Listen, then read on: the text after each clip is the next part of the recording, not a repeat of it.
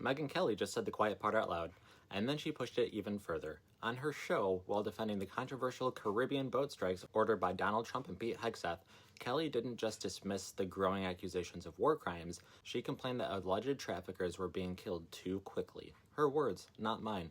I'd really like to see them suffer. I'd like Trump and Hegseth to make it last a long time, so they lose a limb and bleed out. That wasn't a mistake. That wasn't out of context. That was a deliberate argument that human beings, even if they are criminals, should be tortured before they die. And she said it while discussing a strike that legal experts across the spectrum are calling potentially illegal, even textbook war crime. Here's the context. The Washington Post reported that Hegseth allegedly gave a verbal order to kill everyone on a suspected drug boat. A follow-up strike targeted survivors who were no longer able to fight. Analysts all say the same thing. If true, that's illegal under U.S. law, international law, and the Department of Defense's own rules of war.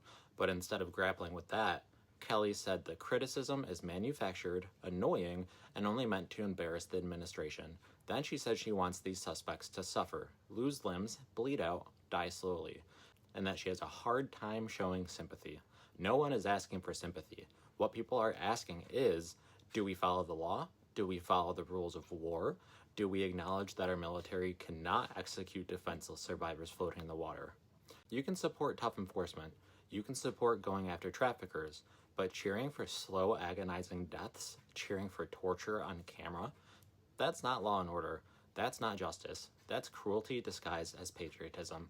And the fact that major media figures are normalizing the idea of making people suffer on purpose, that should terrify every single American.